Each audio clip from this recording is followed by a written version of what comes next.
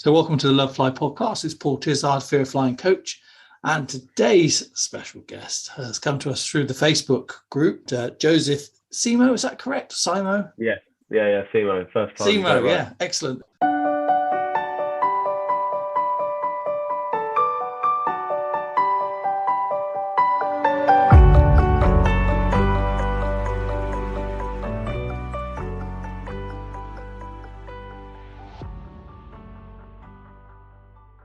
And then very recently, you sent me a message saying, "Oh, you ever need a podcast guest?" And I was like, "Yeah, well, definitely. I love hearing people's stories, so I'm going to shut up so we can hear yours." To sort of give you a bit more background, I guess I think the really interesting thing about this, and what makes this is kind of a very hard. I think what makes it a very difficult thing for people to sort of wrap their head around is that, like, fear in any form kind of latches onto people without them really understanding what's going on. So, like, I think, and likewise, when you overcome something, it's a very hard thing to process, and you're not really sure what's going on, and it's a very kind of emotional journey. If you know, I'm sure that resonates with a lot of people, but in my case, I was a very, very happy flyer for 25 years. My family live abroad. I'm half Spanish, and so,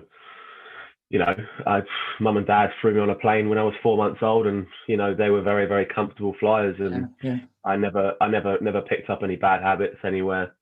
My dad was he's not an anxious guy by any means, but he was very kind of we got to get to the airport hours before, we got to, you know what I mean? So I kind of picked up a bit of that sort of bad habit in terms of maybe not, maybe not handling kind of time management in a way that's healthy. Because, So you think it was, so for you, it felt like over preparedness and not just being. 100. It was something me and my sister, when we grew up, it was something we used to wind my dad up about when we went on holiday. Of course. We'd be sat in an airport for 4 hours before a flight and just be like, what are we doing here? Do you know what I mean? We've got hours before we need to leave. So yeah, there was a bit of that, but it never really came into, nothing that didn't interfere with my ability to go anywhere or do anything by any means. So, and actually, to be honest, I didn't understand anything about flying even when I was comfortable, and I think that's kind of the beauty of being ignorant when in that respect, because you've got nothing to pick up or nothing to kind of dwell on, because you don't understand. It's sometimes not understanding anything is even can be kind of a bit of a blessing, because you're like, well, you leave this in the hands of the professionals, don't you? You don't need to worry about what's going on. I don't need to ensure the plane's gonna not fall out of the sky. You know what I mean? We leave that to the guys who are in control. So, but anyway, so when I was about 20, was going back early 2016, my girlfriend and I booked a trip to Thailand, and I've done a few long haul flights, but I was really excited. I was kind of very burnt out from work at the time, so it was it was a very necessary trip. We both kind of we both worked very sort of stressful classic city jobs, and we were like, right, we need to go away sort of thing, so let's go far. And we went to Thailand, had an amazing couple of weeks, and then we had a sort of small transfer flight between Krabi and Bangkok, and took off as normal, no problems whatsoever. And then about mid-flight, there was turbulence, but not like you see those sort of clickbait videos on YouTube where there's just stuff flying everywhere. It was really kind of minimal, but for some reason something triggered a pretty bad panic attack in me, and I just kind of I just lost control of my ability to kind of not worry about what was happening, and I just had this fear of I don't feel safe. I don't know what it was. But I remember very specifically, because I was trying to read my book, and I was doing that for half an hour of that flight with absolutely no problems, and then just suddenly got hit with this kind of really mild turbulence, I'd call it. Do you know what I mean? It was bumpy, but not we weren't the cup on the cup holder didn't move. You know what I mean? Like it wasn't. And anyway, we landed in Bangkok, and I was just like, I couldn't process my thoughts. I was like, what's going on? Like, I don't know how I'm going to get home. Like, this is not me. So anyway, and then I had to endure a 13-hour flight home.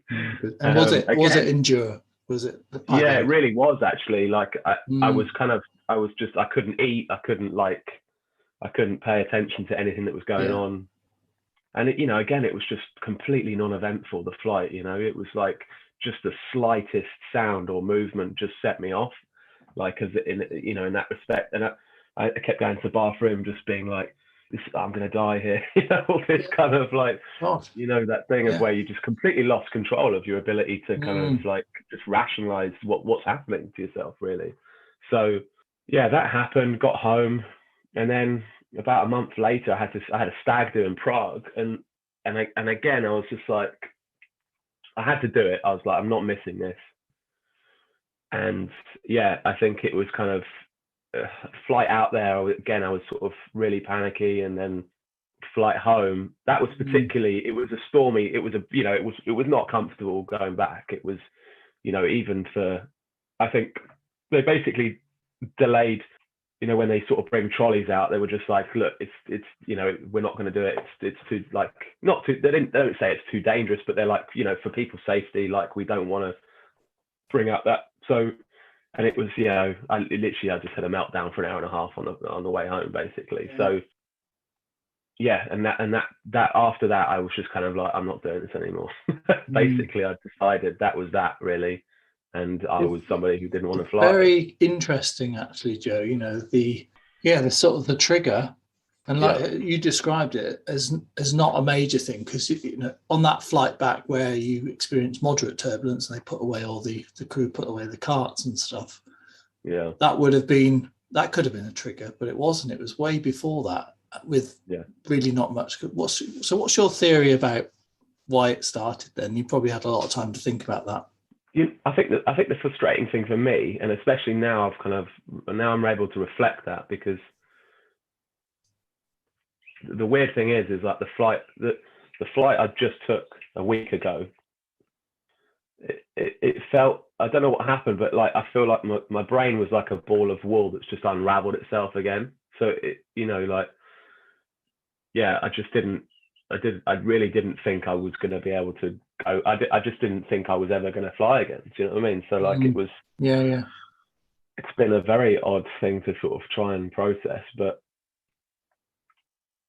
it's been an odd thing to sort of reflect on, because I'm almost trying to work out, like, I don't know. It's well, obviously you can hear I'm struggling to really explain it, to be honest, but it's interesting. I love it. It's really, because you're kind of working out what's going on, aren't you? Yeah, and you know what? It kind of makes it almost more frustrating that it really happened, the whole thing, because it really kind of controlled my life for 6 years. I mean, don't get me wrong, the pandemic. Let's discount the last 2 years, really, because travel was extremely restricted anyway. But for the most part, I just had to sort of endure not really having my life as normal. It meant not seeing family very frequently, or unless they came to the UK, and I've got old grandparents who don't travel anymore, so like I've got to go over there to see them. So all of that stopped, and there was no other way getting to see them. Not really. Because train travel is accessible, but it's not, unless I was doing a euro sort of, when you can buy a ticket to just travel around Europe on a train sort of thing.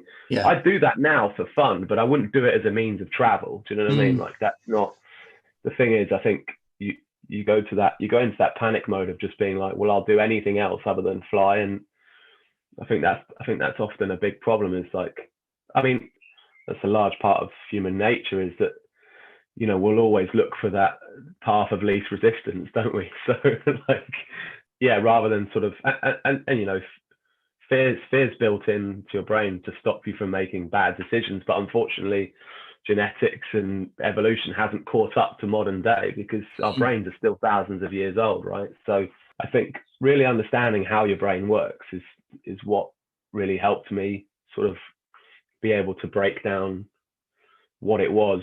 And because I think more often than not, people think what they're fearful of is what is controlling their brain, and actually that's not really the case at all, because you've decided to sort of prioritize what you think is good for you, and it's really not.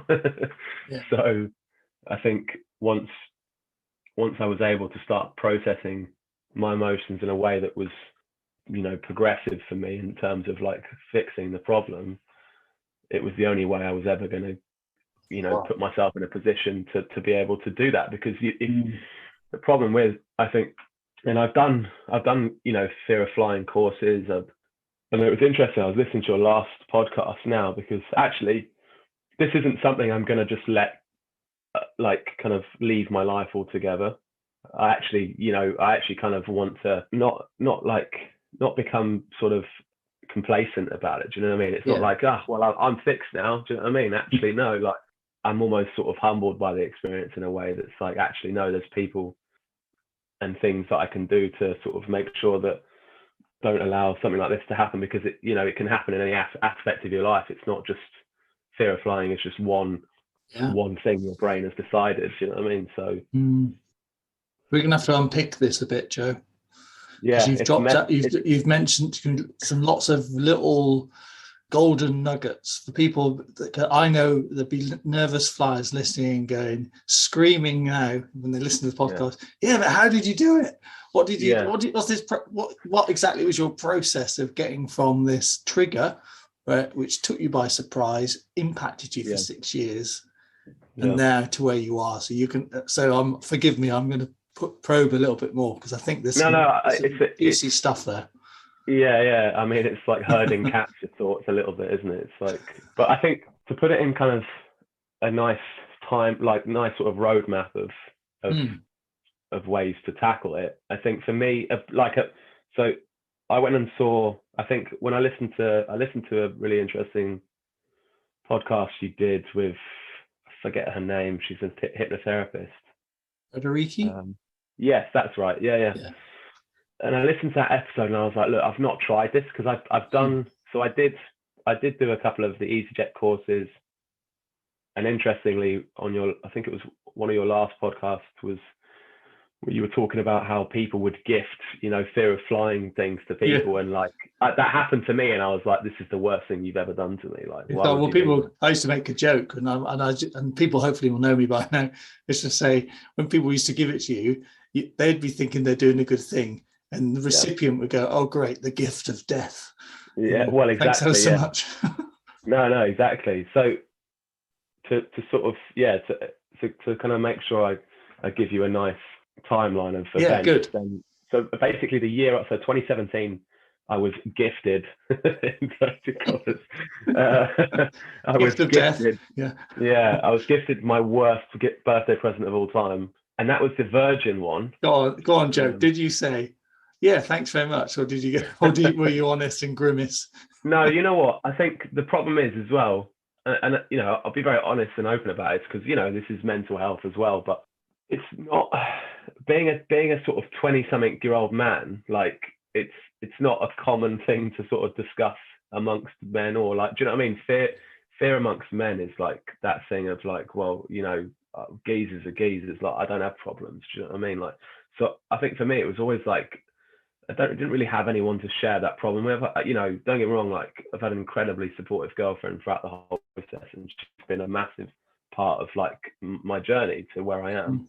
But like in terms of like, it's almost embarrassing for it, like for anyone with a fear of anything. Do you know what I mean? Like you kind of get really bogged down with that, and if you don't have anyone to share that with, like it could be an incredibly overwhelming experience. So and especially going to a lot of these flying courses, like I'd often be the only guy of my age there. Like the demographic is not men in their 20s, regardless of whether they have fears, because they're not there to sort of, men aren't very good at doing that. Do you know what I mean? They're not good at explaining their feelings. They're not. You're not a small minority. It's just that many guys your age, forgive no insult intended, will not rock up to these things I can't No. believe I said rock up. That makes me sound all right, old git. Will not go to these things because because of all the things you just said. They just don't want. Yeah, it's not like what men don't like to admit that, and I think a big part of breaking down any fear or anything that affects you mentally is really being able to find a network of support, and that's a huge thing. Being able to like voice an opinion or a voice a thought or whatever it might be is such a like big tool to like help you, because I feel like when and that's what's really nice about the group you have, is like just people being able to engage in positive positive mental attitude, and like being able to share their kind of experiences is such a really good way of kind of helping people. 2017, you did the Virgin course. Go on, then. I interrupted you. I couldn't even get on the flight. Do you know what I mean? I did the day course, and I had a meltdown. I was like, I'm not doing this. So I just upped and left, because you have to be ready for it, and for some reason I just wasn't ready for it. So what did you do then? Because I would have been there, wouldn't I? Yeah. I basically just I think when you process the day and done this, that, and the other, I was struggling to be in the room, let alone just doing, even being able to think about doing a flight. So as everyone was kind of going up to leave, whatever, I just sloped off. I was like, this is not for me. I'm going. So I felt. Well, we've tracked you down now. Yeah, exactly. We know where you live. It's come back to bite me. So just to pause there, right? So you did that Virgin course in I would have been there, and I absolutely know there would have been other people who wouldn't have even turned up that day because it was too much for them. So I totally get it. The fact you can sit there, because you're doing total immersion when you do a course like that.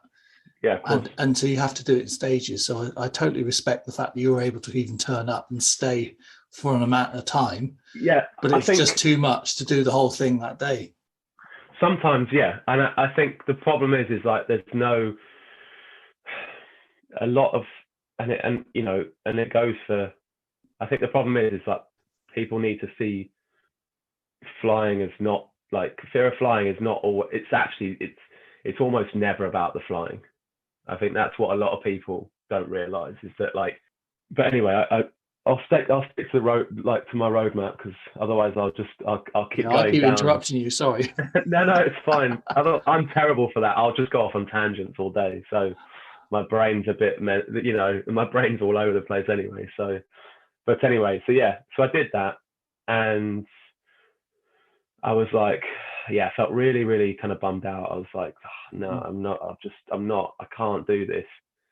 So anyway, I kind of left it again, and then 2018 rolls around, and then I was like, I'm going to do this now. Do you know what I mean? It wasn't somebody else doing this for me. It was like, no, I'm going to do this. So I booked an EasyJet one. I think it was the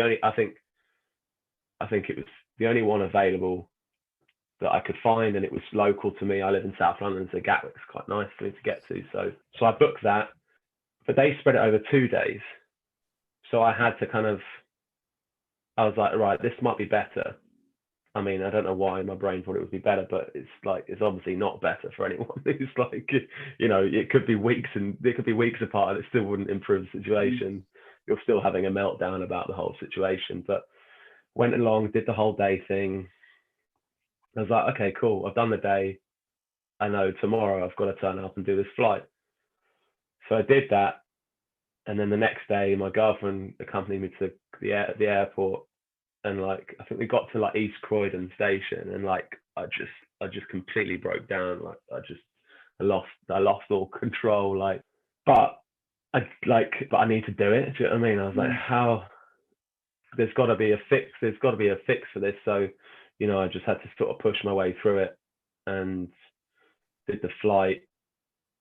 You did. You managed to go through then, even despite having a breakdown, as you called it, in East Croydon. Yeah, I think the thing was for me, it was like I was probably holding on to that. I think sometimes it's okay just to just let go of your emotions a bit. Just like I think a lot of people get bogged down with this idea of being like, oh, it's embarrassing or whatever. But like we're all going through stuff. Like sometimes it's all right just to have a cry about something, you know, like, because actually sometimes it actually alleviates you of that kind of pressure. I think there's a holding release, on isn't to it? something, Yeah. just let go of it. Let it happen. Like, who cares? You know, it's a human emotion. Like, I know some people feel embarrassed by it, and it, you know, it can be that, but you know what? There's nothing wrong with having a cry sometimes. Like, it's a human emotion. Let it happen. So So anyway, did that and got on the flight, and you know, I think I did it, and then I was pretty happy about it, and then I don't know, I think, but for some reason I was like, I still don't have the tools to do this on my own or with somebody to like ensure that I'm not gonna just I think the thing is like I could get somewhere, but I'm not going to enjoy, I'm still enduring it. Do you know what I mean? Like the problem is like if you're enduring something, you're never going to enjoy your holiday because you're worrying about the other side too much, and that's a waste of your time and money and emotions and whatever. So like there needs to be an element of like preparation and making sure you can handle and process your feelings or emotions towards flying to ensure that you can have a good time, because that's only fair on you. Like and then so I did that, and then had a flight to, my girlfriend works for a company in Amsterdam, so she's she was frequently over there, and I thought, Amsterdam's a good practice. It's 45-minute flight. It's like, it doesn't get shorter. You can't fly anywhere for less time. So I figured like, right, let's do this. And again, it was like, I did it, but I had to endure it. I had to endure the long weekend. I had to just worry about flying home the whole time. And, I just felt bad because like my girlfriend was just like, this isn't, you can't have a good time. I can't have a good time. Like, I don't want to put you through this. But at the same time, it's like when you're in a relationship with somebody who wants to travel, like it puts strain on that because it's not fair on them either, like I've known people split up over it. Yeah, exactly. But I was like, I'm bigger than this. You've got to be bigger than your problem. Do you know what I mean? Like, because ultimately it will, and it has done for a lot of people, really put really heavy strain on their lives and relationships, and it's curable. I think the problem is for the longest time I just didn't think I could get over it, and like processing that is a difficult thing to do, but like ultimately you have to be the one who's in charge here, because your brain will let you do silly things otherwise. Like, so we did that, and then I missed a really big family occasion. Like my cousin got married in Thailand, and for obvious reasons I didn't go. So when was that? Really, so we had the 2018. So that was that was also 2018. Right. I kind of did that to sort of basically try and do that, but I was like, there's no chance I can endure 13 hours. Like it's just and it's so much money and commitment and all the rest of it. It's like so I missed out on that, and that was a real sucker punch. And then I spent a lot of time just trying to reflect on it and just be like, right, well, there must be another way of doing this. So, and then 2018 is kind of done with, and then 2019 rolls around, and I was like, right, this is my year. So I thought, and I just did an experience flight with EasyJet, because I was like, look, I need a top up. I don't need to do the course thing again. I reckon I can nail this. And then 2019, so did the top up flight, and then did the flight, then you got on. And I was absolutely fine. Well, I thought I was fine, but like I think the problem was, for the longest time I wasn't giving myself any of that confidence to just be like, you have this. I think for a lot of the time I don't know, I subsided to the fact that I was just somebody who was fearful of flying, and so I think I kind of delayed the process a lot longer than I needed to, because actually, I've done the exposure therapy side of things. You understand the physics now, right?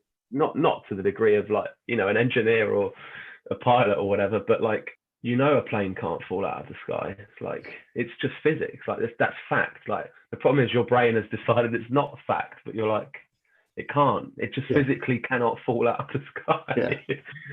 yeah, 2019 was a bit of a blurry year. I decided to set up my own business and all the other kind of things. So I used life to get in the way of, doing the traveling a little bit and this, that, and the other. And then pandemic rolls around, and that was almost like, oh, what a relief. I don't have to travel. No one can go anywhere. So, oh, what a shame. Yeah, I'd love to. Yeah, what a shame. Every airport in the world's closed. So oh, what a bummer. Yeah. Yeah. So I think so. Let's just pause for a minute, because I want to understand where you got to from where that is. So you've got pandemic, and then obviously there's been something that's changed to get to where you are now. But let's just look at your journey so far, excuse the pun, with a slightly more compassionate lens.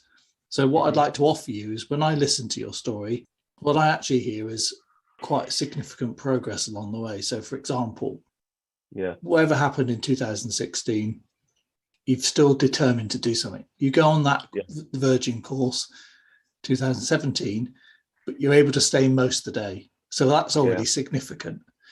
2018, you do an EasyJet one, which is they do their 3-hour thing in the classroom, and then you've got to come back under your own steam the next day.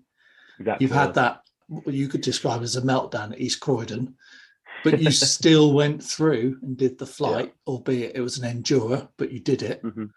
Exactly, yeah. And so when I listen to those things, I think fantastic. Then you did a 45-minute flight to Amsterdam, which is just phenomenal. You didn't have to do that, but you did it. Yeah. So I see sort of lots of positive stuff. And then I see actually the flight that you didn't do to Thailand with the family one, you described as a sucker punch. But I actually think that's quite a good motivator.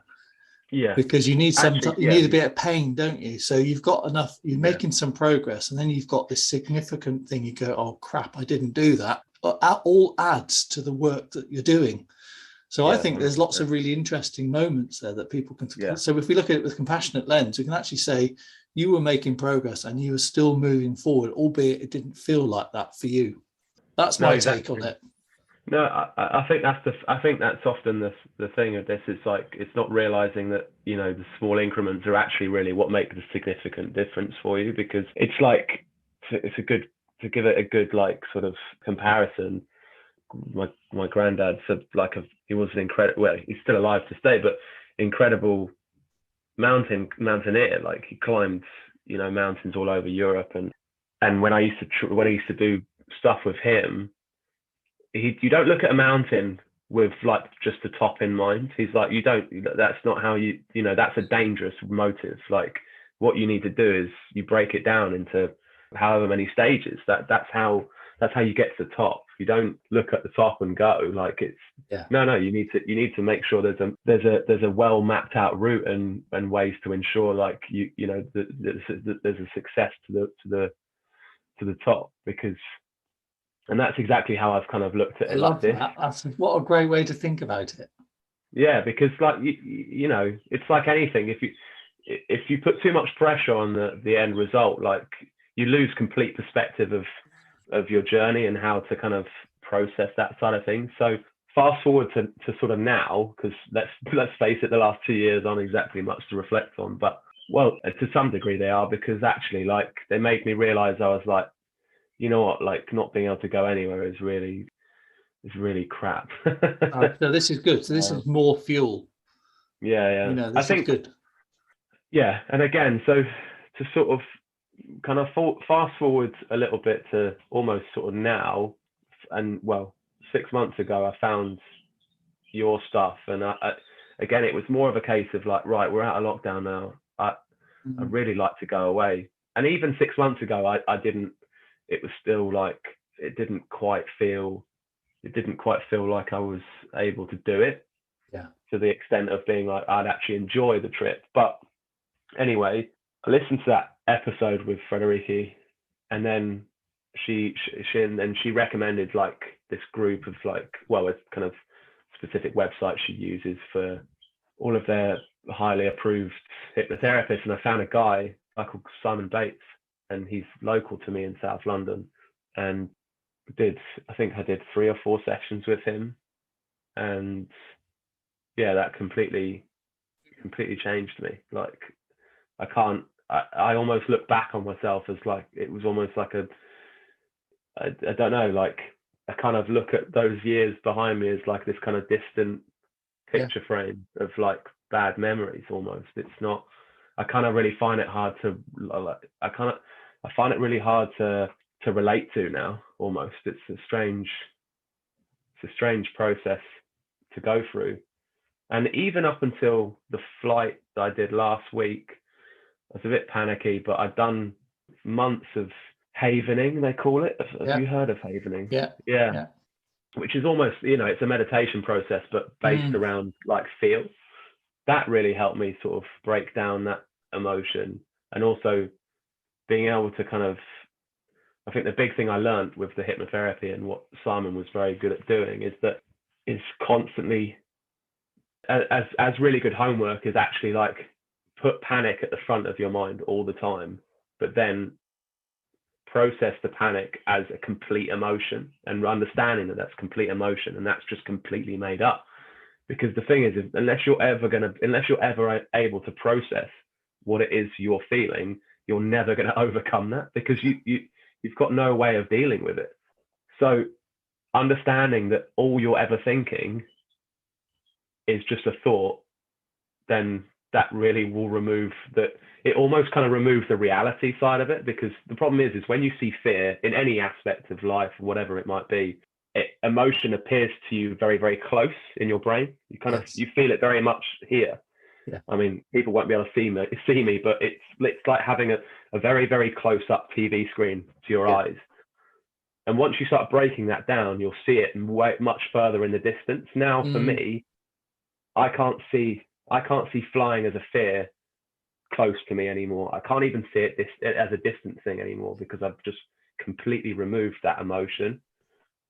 So on the run up to the flight, I was like, I did my last sort of top up session with him, and he's like, you're getting rid of this. Like nobody doesn't come to me and get like, he's like, I have 100% success. And I just thought, the problem is like, I think it's a very common trait in fearful flyers. They think, well, no one can cure me. Do you know what I mean? Like, it's almost like you're almost like smug about it. You're like, what is wrong with you? Like, that's an absurd way to look at life. Like, surely, but then, I was very much that person. I was like, no one can do this. Like, no one can fix my problem. Do you know what I mean? It's individual to me and blah, blah, blah. But actually, most people, when I see comments and posts from people, I'm just like, that is just me. That was me. Do you know what I mean? Like, so I really get it, and I empathize with everyone. And I really hope everyone finds that route for themselves. But for me, a combination of like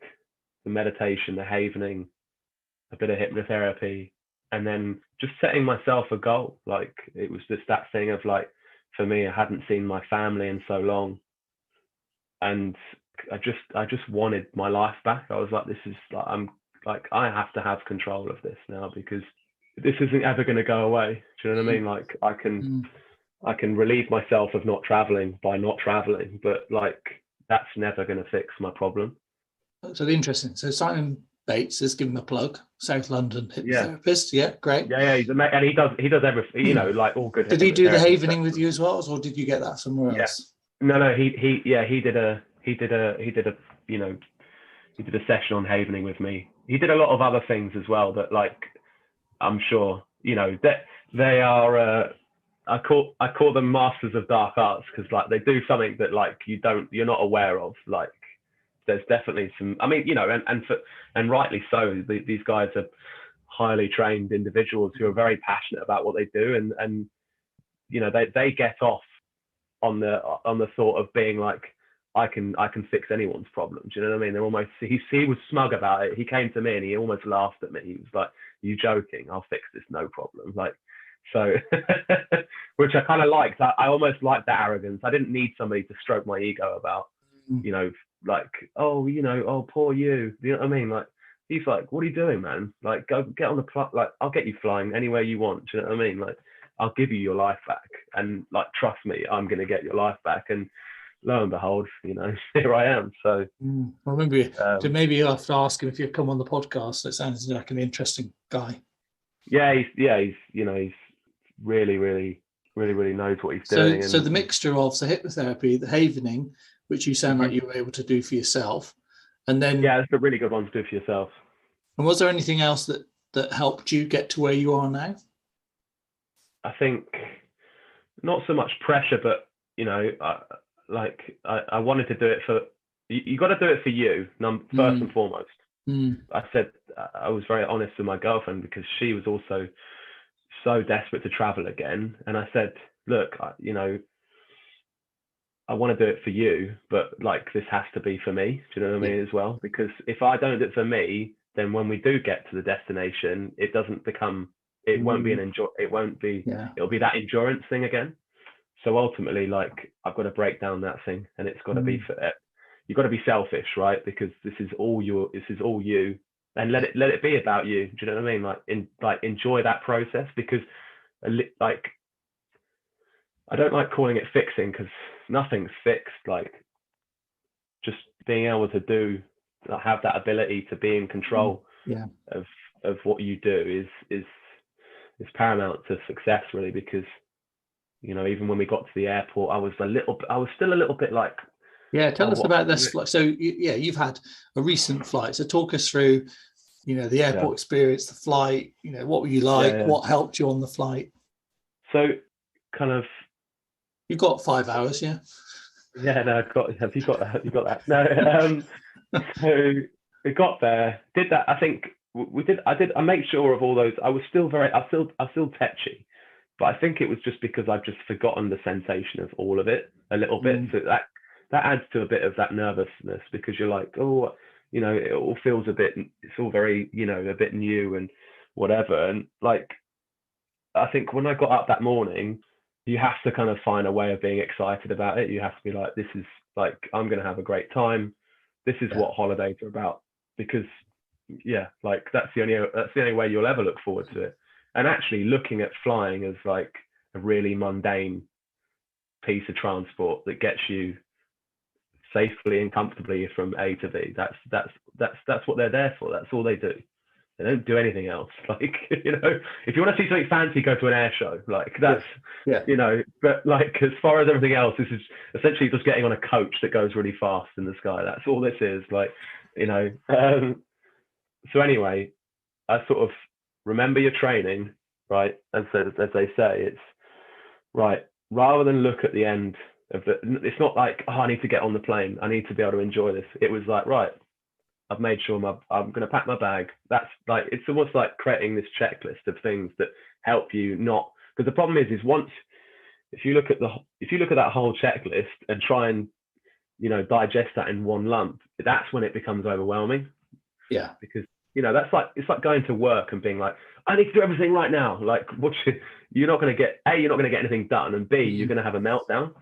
So it was very much like, right, even if you do it on a piece of paper or whatever in your mind, like just make sure you have that set where you're like, it's because this is breaking this down is a very sort of this, you got to be disciplined in the way you do it, because if you start letting things get into your thought process, that's when it all will, you know, that's when it starts to kind of get out of hand, and you know, you very quickly kind of end up back at square one. So I very much set myself this target of like, right, this isn't like, actually forget about the flight, because that's not priority right now. My priority is to make sure I've got paperwork and passport and my bags packed. Right, cool, done that. Next thing, got to get from I've got to go from here to here, get to the airport. That's that done. Let's go and, you know, we'll go and potter around. I even know, it's just like, the thing is, do everything that you wouldn't have done when you were fearful. It was like, right, let's go and this again. And it wasn't a fix to the problem, but it was like, I'm going to go to the bar and drink a drink because I'm at the bar, not because I need to medicate myself. Actually, this is what you do when you're excited about a holiday. You and the missus go and sit in the bar, we'll have a nice little drink together, chat about what we're going to do. You know, like it was put things in front of you that would make you forget about everything else and actually like look forward to the trip. It was like, let's sit down and look at the itinerary. Let's like, oh, we're going to go to this amazing restaurant. Let's go. Do you know what I mean? It was like, let's just let's just throw really nice ideas in front of us all day. Brilliant. Because that's the minute you start letting, it's just like, you know, you want to put that barrier in front of you to ensure it's like, you know, it's like having a safety plan, isn't it? It's like, well, if something fails, then there's 5 other things that will stop that from becoming a bigger problem, right? So yeah, it was very much like, right, okay, make sure we've given ourselves plenty of time. And then went to the bar. I was like, oh, I'll pick up some nice biscuits for my grandparents. Went to the Harrods shop. I did that. I was like, oh, I might, maybe I'll pick up a magazine. So it's all those things that you do rather than just sit there rocking in a chair waiting for death. Like that's not going to help you, right? So it was like all these little, lovely image. Sat in a chair, rocking, waiting for death. Yeah, that does sound more preferable. No, exactly. But that's what all fearful people do when it do. comes. Do you know what I mean? Like that's all you're worrying about. I mean, the rocking's optional, but yes, the waiting for death is a constant. Yeah. There's also sweating, there's crying. There's loads of ways to kind of have a meltdown. There's lots of ways you can really make the most of the experience. But what I'm loving about your technique here is, and I've heard other people who've said this as well, and I like this one, is you're kind of you're dealing with it in chunks, a bit like the climbing the mountain scenario. Yeah. You're compartmentalizing. I've done this bit, moved next bit. I love that. Keep going. Exactly. So we did that. we got the time. And then, we were like, right, walk over to the gate. Okay, no problems. Now, I'd done everything right, but we'd forgotten how, that the problem is with how Gatwick is set up as an airport is like, and obviously because then, it's still, they're only doing 50% like capacity of the airport still, means that their gates are kind of spread all over the place. And we've been so like la-di-da and, having a nice sort of holiday time that we actually didn't realize how far we'd had to go to the gate, and we were late and we kind of got a bit told off. But I was like, I actually enjoyed the fact that I had to sort of be like, oh, I've been so blasé, I've almost forgotten about the flight, and the air hostess wasn't best pleased with us because she was like, you're late, and we were like, oh, I'm so sorry. So anyway, the journey I've been through, you wouldn't be giving me such a hard time right now. No, exactly. And you know what, I think if it's right for you, then do it. And when I got on the plane, I didn't feel the need to let the staff know that I was a fearful flyer, because I was almost removing that part of my personality, not in a way that was like I was embarrassed by it, because I think if I need to use that tool, I will. But actually doing that thing of like, right, you're almost going through a personality disorder in a way, because you've learned, or you've kind of created this persona of yourself for years, or you've decided this is the person you want to be. It's like, it's like the worst alter ego of all time, isn't it? So I think you're talking about identity here, and I think this is an important point.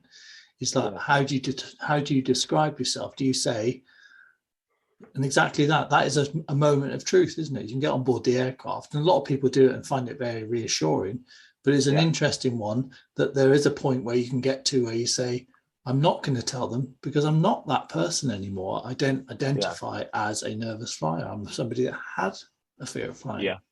No, exactly. And even then, this is the first flight I've done since 2019. So, let's think realistically, that was basically the start of the year. So 2021, 2, 3 years since I've even stepped foot on a plane, So just to kind of, walk through that like sort of final bit of the journey, I had to, because we were late on the plane, and we were right at the front. Like the one thing I am still very much of like, all right, I'm going to do this, is like, I was like, look, I'm going to book book yourself a seat that you want to sit on. And ultimately, like, that's going to help you. I like sitting like relatively like towards the front, because that's also just better for when you get off as well. Yeah. But then, I had to, because we were late, I had to put my bag down all the way to the other side of the plane, trek all the way back up. And you were like Mr. Popular, all the passengers looking at you. Most people, they weren't best pleased, but I got sorted, and then sat on my seat, and then kind of just like, it wasn't, again, it was like that thing of going back to like, right, well, I'm not even worried about the flight now. It's like, right, well, I actually got on the plane. I was like, it's actually really boring. Like, you know, it's like that thing of like kind of completely removing the, like, what's the word? Like, once you feel that kind of feeling, you've kind of removed all emotion from it. I think that's kind of a big part of it, was actually, you know, losing the emotion. But that being said, you know, it's a beautiful day. We taxied towards the runway, and I just sort of found this kind of moment of like self-reflection. I was like, giving yourself all, I was just giving myself all this kind of like credit. I was like, man, you did it. Do you know what I mean? Like, look where you are. Yeah. And I think a lot of people, I think the more you give yourself that praise, the more you take away from the like all that kind of negative. Because actually, anytime anything negative came in, I was like, I'd quash it with just kind of overwhelming amounts of positivity. Like, that's kind of really how you get rid of that feeling. And yeah, we took off, and I was just like, I can't actually believe I'm doing this. You know what I mean? It was like, and it was just not, everything felt normal. And I don't get me wrong, I had all these kind of steps in my head where it was like, right, you know, we're taking off now.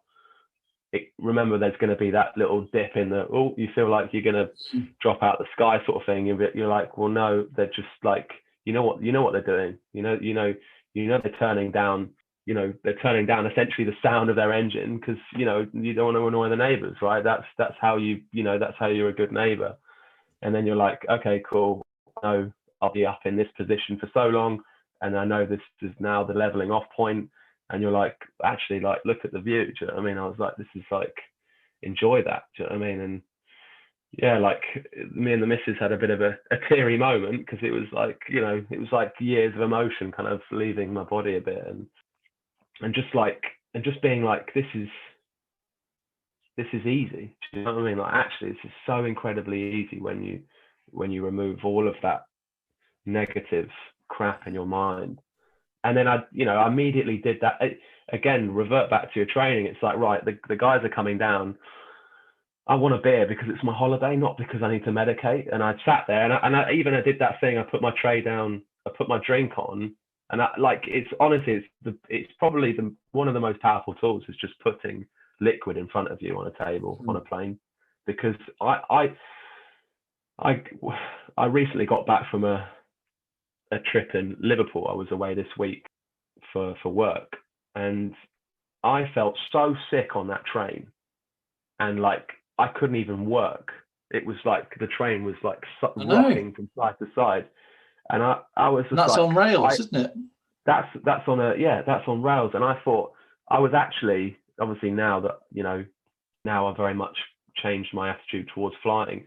I was like, what I would do to fly now, rather than sit on that bloody train for 3 hours. You know what I mean? Like, what, a 45-minute flight versus 3 hours. Yeah, I was like, this train was hell. I was like, why would anyone do this over flying? And I know there's going to be people. Pause for a moment, like, just reflect on that phrase. And what a statement. Why would anyone do this over flying? Yeah, honestly, what I think, you know, don't get me wrong, it's better for the environment if you're doing, you know, short. If you're in the UK, like, you know, it makes sense, and it's better for the environment, of course. But you can't, if you're going to south of Spain, then it's not realistic. So yeah, I think you've got to, you know, pick those sort of battles. But like, yeah, it was almost a good thing to reflect on, because I was like, this is incredible. Actually, trains they're much more uncomfortable. I couldn't do any work. It made me feel proper motion sickness. And I was like, actually, yeah, when I was saying about that trick with putting liquid on and I did it as a joke on the train, and I almost lost my drink. Like, it literally just flew off my table. Whereas, thank you for saying that. I totally agree. On the plane, it was like, and even I was like, I actually want to experience turbulence, because that's kind of the test, really, right? And being up there, like, it was like, and again, it was small breaking down to barriers. I think before, and a lot of nervous flyers do it, they think being in their seat is what is going to help them in some way kind of deal with the problem. But I said, actually, I'm going to be really annoying and ask everyone to get up because I'm going to go and stand up and just walk up and down the plane. I was like, I'm going to go, I don't need the toilet, but I'm going to go and, do some lunges down the plane. Like I was almost just having you're that guy, are you? Yeah.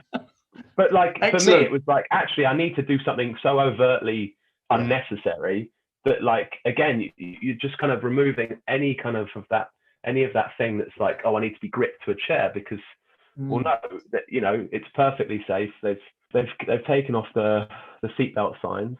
Like, don't get me wrong, like, don't go down the plane like cartwheeling. That's not safe for anyone. Do you know what I mean? Like, you don't want to do that. But like, just like processing that thing of like, there's absolutely nothing wrong with doing that, and it does that. I think what it does is it just makes it that thing of like, this is just another boring way of traveling.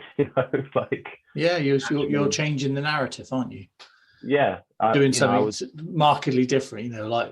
I wouldn't necessarily recommend people run down the aircraft doing lunges everywhere, but what you've done is you've made the experience your own, haven't you? Yeah. Rather than doing the other thing where you're clinging to the seat, holding the aircraft in the sky. Yeah, that's not like, you're not doing anything. Like, enjoy the fact that you don't have to be in control of something. Do you know what I mean? Like, you've got the whole of your holiday or whatever you're doing to be the one who's in control. And actually, sometimes not being in control is a very nice experience because actually, I think that's, again, a big part of the fear for most people is having, it's a control thing, right? For a lot of people, and actually alleviating yourself of control is a nice experience because you're not having to think.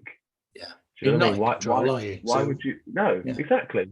Why would you, if it's an hour and a half or it's 13 hours, like, you don't want to be in control of that, do you? Like, could you imagine the stress level of that? Like, these are the controllers for the highly experienced and trained human beings that do this. Do you know what I mean? Like, don't be, you can't take that on. Do you know what I mean? Don't worry about it. We don't want you to, Joe. I mean, as nice as you are.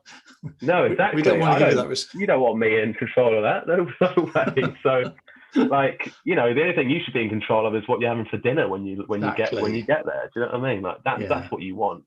I'm just loving this mind shift. I mean, it's just, I honestly feel like I'm kind of aware now we've been going for about an hour, and I feel like I should be doing some sort of wrapping up noises. But you're a really interesting guy, and I kind of want to know more. But I guess let's do some closing stuff though. So, what advice would you give to other people that are listening now? What, based on your reflections you've had over the last 6 or so years? Again, like, it's weird. The last week I've been saying to my girlfriend, and she, we almost have like this, thing of an anniversary of that holiday, that fateful holiday that kind of, and she was like, oh, do you know what? And it's actually from this, I think it was this week, exactly 6 years ago, we came back from Thailand, and she messaged me in the middle of the week. She was like, she sent me a picture of that holiday, and she was like, I'm so excited we can do this again. And I was like, I know, I was like, I can't actually believe, like, that was a thing. Do you know what I mean? So I think for the way it's difficult, because I think for everyone experiences fear completely differently. But the biggest thing is understanding that this problem is completely fixable. I think if you allow the narrative to be, I can't fix the problem, then of course you won't fix the problem. Don't worry about it. If you don't want to fix the problem, don't fix the problem. But like, you very quickly, I think you'll very quickly become this shadow of a person, of yourself, you know what I mean? I certainly found, a lot of people said to me now, they're like, you're kind of different person. You're like, it almost feels, I think it's like this kind of ball and chain you drag along with you and like through life.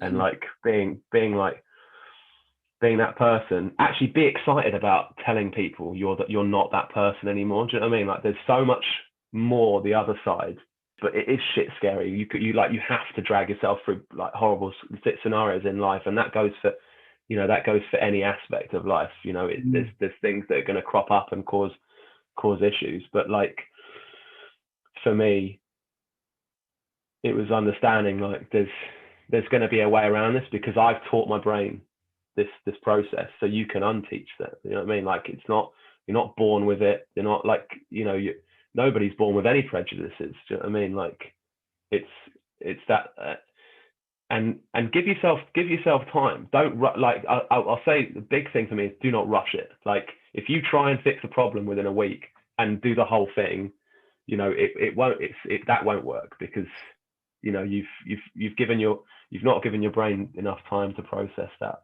What I will say is set out a roadmap of, I don't know, from now, let's say you want to book a summer holiday. That's a good time. 6 months is a perfect amount of time, but do not allow yourself to kind of be like, oh, well, I can forget about that until the last month or whatever.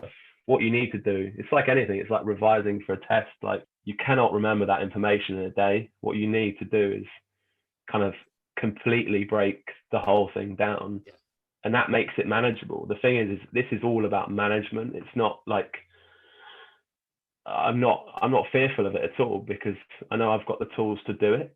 Whereas I think, and I said to you earlier, I don't want to be complacent about this. Like we can all, the problem is like any fear of any kind can happen to anyone at any time. That's I've sort of struggled with like big crowds of people quite recently, actually. It's been a bit of a weird one, but again, like I found myself to kind of revert back to that tool, because it allows me to kind of process any kind of problem I have. It's not just, I think, understanding that this isn't just a flying thing. It's actually, you can use the tools in any aspect of your life with, hypnotherapy, the havening, meditation. It's all about management. It's not, and yeah, my biggest advice is definitely just giving yourself that time and understanding like that there's a journey and there's a process to it, and you can, I didn't think I'd be at the other side of this. Like you don't, no one thinks that way. It's almost like thinking it's easier just to kind of let that be like a problem in your life. And actually it's way worse. So yeah, I'd say a combination of like lots of homework is definitely the way forward. I found that like hugely beneficial, because all the times beforehand you're like, well, I can forget about this until the day before, and you're like, what? I don't know why would you do that? Do you know what I mean? You got to look at it like a sport, or it's a discipline. Ultimately, this is, it's a very big discipline and doable for anyone. Like don't think for 1 minute, and I'm sure there'll be listeners there thinking, well, I can't. And it's like, but you can. Me saying you can doesn't make you feel that way, but like I can assure you, like there is nothing, your brain is not built differently to mine. Do you know what I mean? Like we all have, the Neanderthal part, we all have the intelligent part, do you know what I mean? Like we all have, and that's why meditation practices and hypnotherapy practices and all these kind of really intelligent ways of understanding the brain work for everyone. They do. And also like advice, that PMA effect, the positive mental attitude effect really, really helps. Like just understanding and processing the emotion that you're going through is a really kind of key part to sort of managing the whole thing, really. Yeah, I think that's kind of it. Brilliant. I've gone off a lot of tangents there. No, it's been some really lovely stuff there. I'm so grateful for your time. That's it. It's your brain. Yeah, it's mine. Yeah, exactly. No, Joe, honestly, thank you very, very much. I can't wait to listen back to that and there's some tips there, some lovely tips. Yeah, and also like I think with a lot of, especially this stuff, don't be a stranger to like. Because I'm obviously very grateful for where I am now. I almost don't want to forget.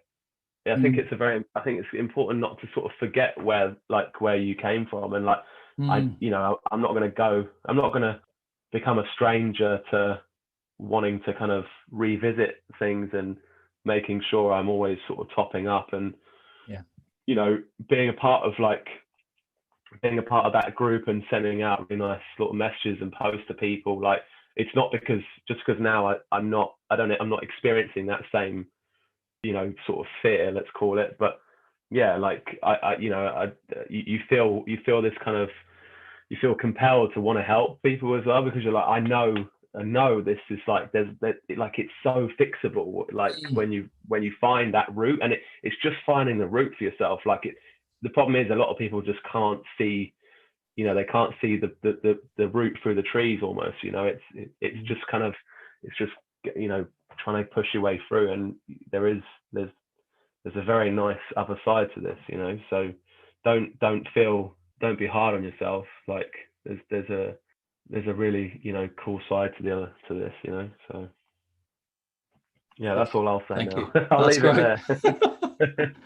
Joe, brilliant talking to you. Thank you so much. I really appreciate that. And I'm looking forward to releasing this one in the next couple of weeks. I think there's some really. No, looking forward to hearing it. Yeah, I'll let you know. But yeah, thank you. Keep doing what you're doing, and keep contributing to the group like you've been doing as well, because that's really helpful for other people. And your story, you'll get lots of nice comments about this, because there's so much good stuff. Yeah. So thank you.